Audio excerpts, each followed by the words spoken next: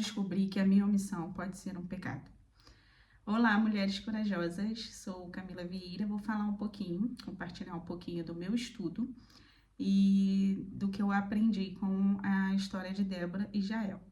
Nós temos um grupo de estudo, onde estudamos mulheres da Bíblia e o que esse estudo e esses aprendizados que nós temos pode impactar a nossa vida, né? Então, vou estar aqui compartilhando um pouquinho para vocês.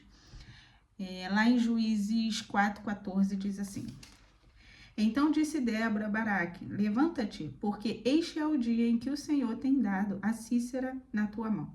Porventura o Senhor não saiu diante de ti, Baraque, pois desceu do monte Tabor e 10.000 homens com ele.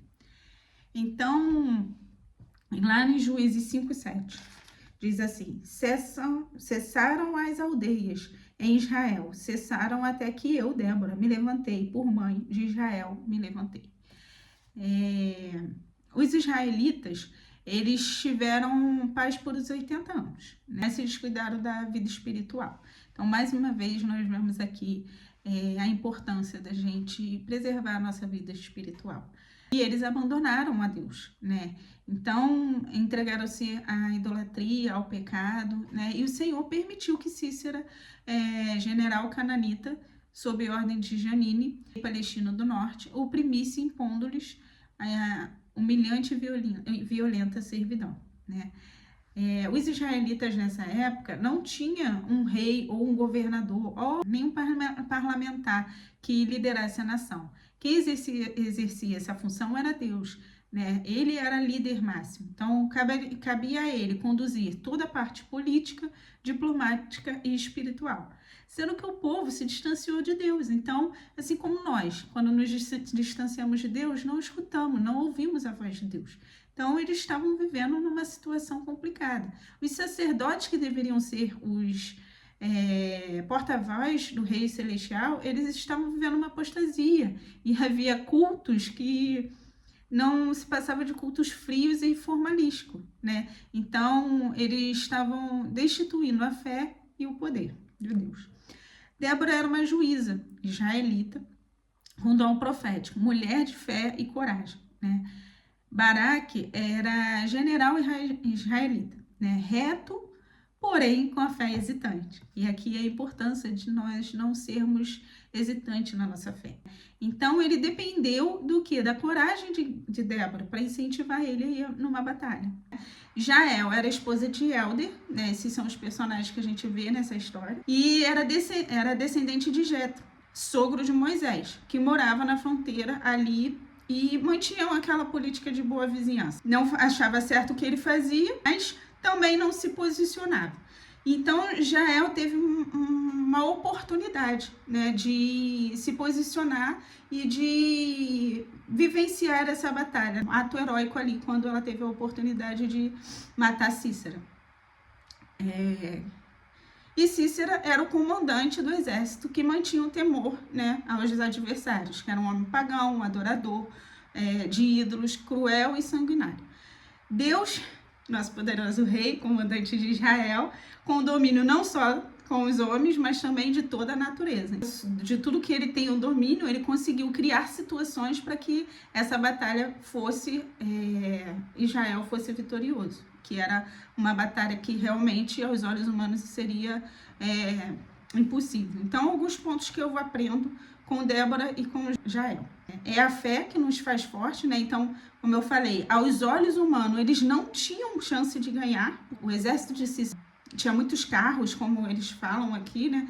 Eram bastante numerosos e conseguia dar conta do povo de Israel, né? Então, eles tinham muito mais chance de ganhar do que o povo israelita. E Débora e Jael foram decisivos nessa vitória sobre os cananitas. Foi a fé de Débora, nas instruções que Deus deu para ela, que a levou para o campo de batalha, influenciando os homens de Israel com sua coragem. E Jael tornou-se heroína para sua nação vizinha por ser corajosa e determinada.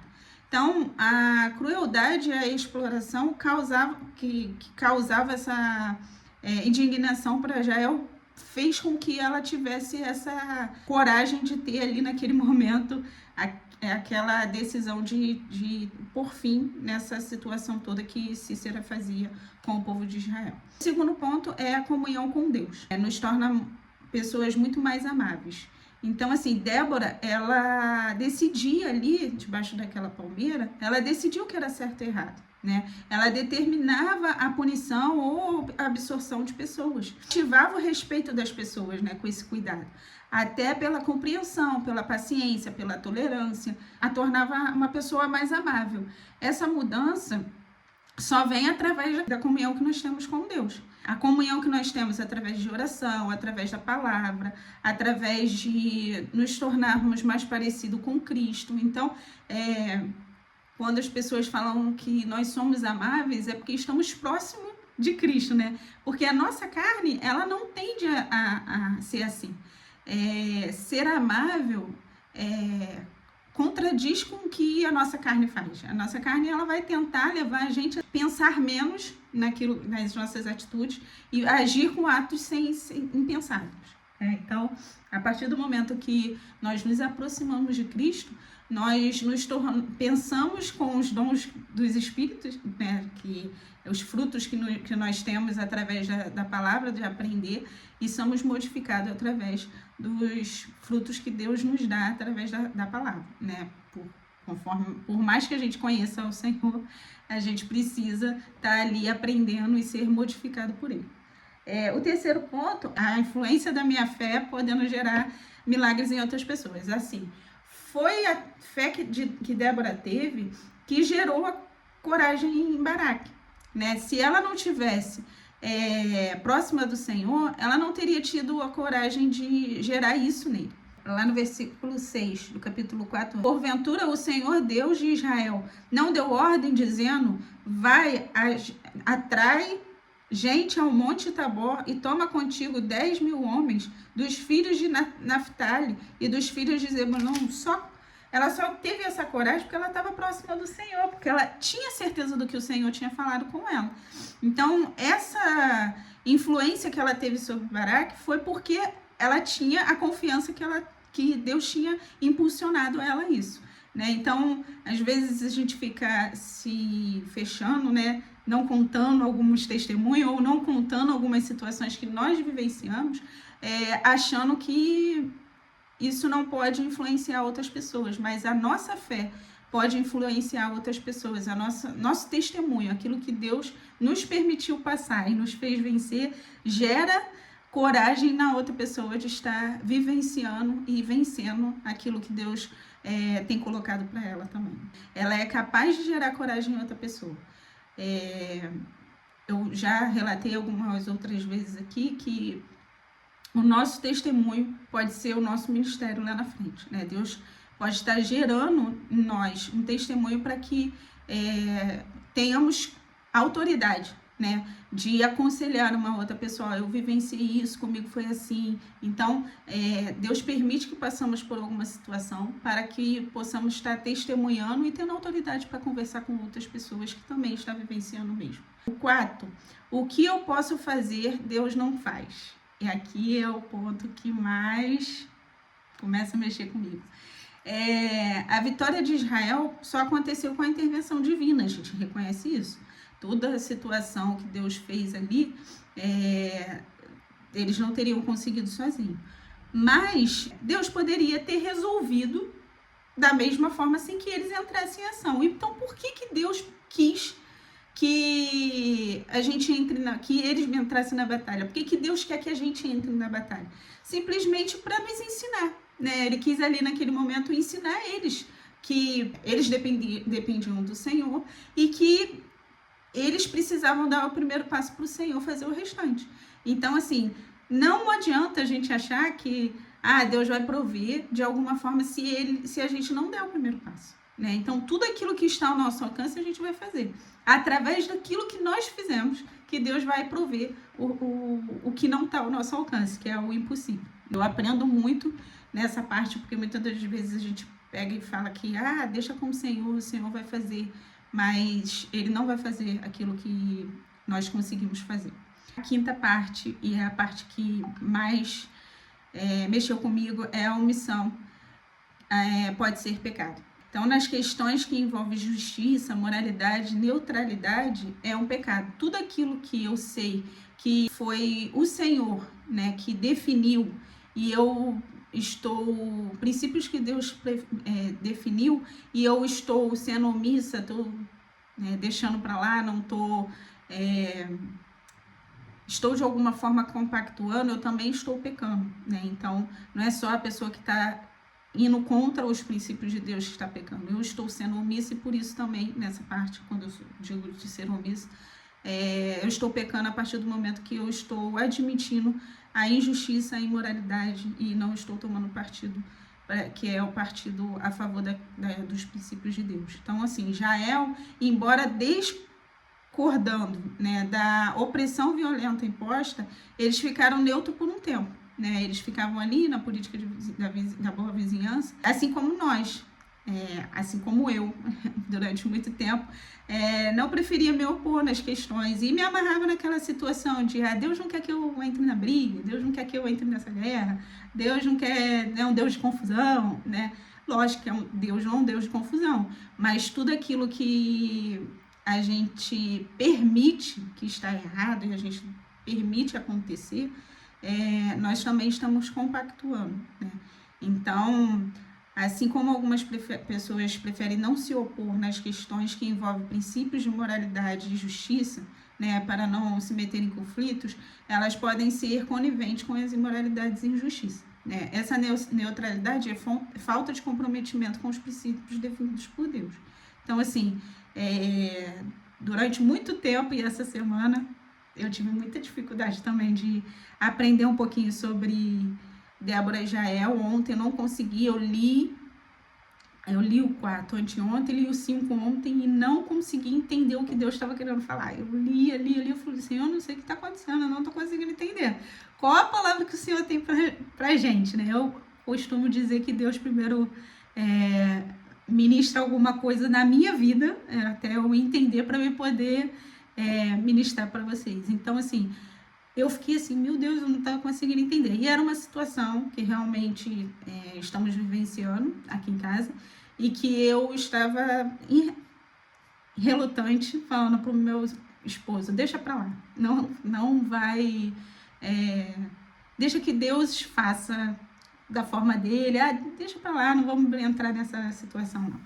E hoje, quando eu reli, hoje já era para a gente estar lendo uma outra mulher da Bíblia, mas como eu não tinha conseguido ainda acabar, né, o livro de entender a história de Débora e Jael, eu fiquei nesse livro fiquei nesses 2 capítulos até entender.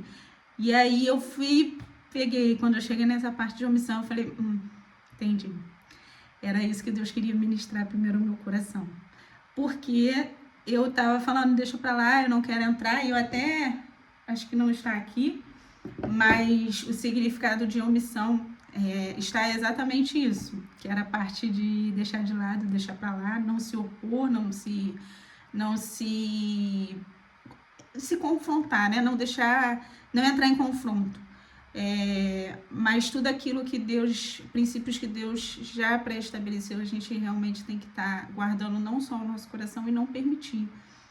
Mais uma vez eu vou falar do livro que estou lendo e recomendo, No Meu Lugar, o que Jesus faria, né? Meus passos, o que Jesus faria. E isso realmente mexe muito em tudo aquilo que eu penso antes de agir.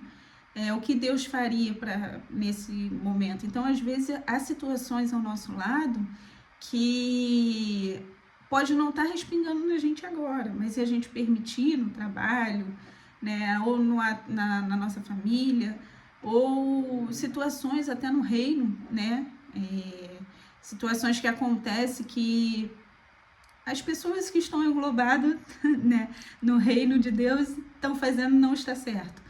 Então, são situações que realmente a gente precisa se posicionar, isso não está certo. Não é assim que Deus faria, não é assim que Cristo faria, não é assim que Ele fez quando Ele esteve aqui na Terra. Então, nós precisamos sim nos posicionar, e se a gente não fizer isso, a gente realmente está pecando.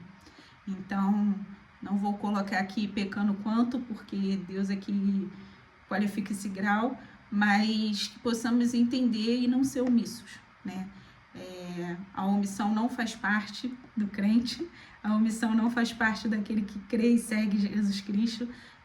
Deus não nos quer omisso, pelo contrário. E às vezes a omissão tá na gente se posicionar até no nosso ciclo, né, influenciar outra pessoa, no nosso ciclo de amizade. Alguém chegar e falar algo que não condiz com aquilo que nós cremos, e nós poderíamos pelo menos falar assim, não é isso que eu creio. Mas não, a gente fica quieto, né? E esses pequenos ficar quieto, né, não se falar, não se posicionar, que Satanás cresce, né, e ele vê a oportunidade. Então, muitas das vezes me calei, Deus pede para inúmeras situações para me falar, e eu, por situações, né, lá atrás, de mandarem eu ficar quieta, hoje acaba que Satanás fica de alguma forma tentando me oprimir. E se você passa por isso, se em algum momento alguém tentou te oprimir, mandou você ficar quieto, falando que não era para você fazer, e você hoje já foi liberto, mas de alguma forma você ainda se sente na obrigação de ficar quieto, eu te falo, é isso que Satanás fica implantando na tua vida para você não alcançar outras pessoas. Então, que você tenha a coragem de vencer isso, assim como eu tenho tentado vencer todos os dias. Então, se Deus te pede para se posicionar como um amigo, ou um ambiente de trabalho, ou dentro de sua casa, principalmente dentro de sua casa, nós mulheres temos e devemos nos posicionar com os princípios que Deus estabeleceu para a nossa casa. Algumas oportunidades, até em rede social, né, de poder falarmos, não é isso que Deus quer, é isso que Deus não quer, Deus não se agrada disso. Satanás quer que nós ficamos calados, né, para que ele cada vez mais tenha a oportunidade de manter as pessoas no cativeiro, né, de manter as pessoas ali presas em situações que ele criou lá atrás. Então, hoje mesmo estava até conversando com a minha mãe, se uma primeira pessoa que passou por alguma situação que nós passamos e no momento que estávamos vivenciando, se uma primeira pessoa não tivesse tido a coragem de vir falar, né, por exemplo, na rede social, ou vir falar conosco, né, eu passei por isso, e isso era uma tentativa de Satanás de nos parar, eu não teria entendido o que estava vivendo, você não teria entendido o que estava vivendo, não teria saído dessa situação. Então, que possamos, através dos nossos testemunhos, abrir a nossa boca e falar aquilo que Deus pediu para a gente falar, e que não sejamos omissos, para que outras pessoas consigam alcançar a liberdade que um dia Deus nos deu, né? Então, vai desde o momento em que uma pessoa falou de Cristo para mim, e eu, a primeira vez, não quis ouvir, achava que Cristo que tinham me apresentado era realmente Cristo que hoje sirvo, e não era. E se essa pessoa que veio falar e tentar e ficar ali, sendo usada pelo Senhor para ministrar o meu coração, para mostrar que realmente Cristo quer de nós e Cristo fez por nós, se aquela pessoa tivesse desistido, não teria me alcançado. E nós não teríamos a oportunidade de alcançar outras pessoas. Então, não se cale. Não se cale. Deus quer que você vá à frente, que você alcance outras pessoas através do teu testemunho. Vai, fala tudo aquilo que Deus pediu, para que você alcance outras pessoas. O pior sentimento que nós podemos ter na vida é chegar lá no céu e Deus falar, eu falei para você falar com tal pessoa e a gente não fala. Então, não é questão de números, é questão de obedecer às pessoas que realmente Deus entregou em nossas mãos e confiou que a gente pudesse estar falando dele, né, para essas pessoas. Existem pessoas que estão em cativeiros e que nós estamos tendo a oportunidade de tirá-la desses cativeiros. Então, não vamos mais nos omitir, vamos avançar. O reino de Deus precisa crescer e ele conta com a sua ajuda. Amém? Essa é a palavra que eu tenho hoje. E espero que vocês tenham aprendido um pouco, que eu tenha sido clara. Pelo menos ministrou bastante ao meu coração.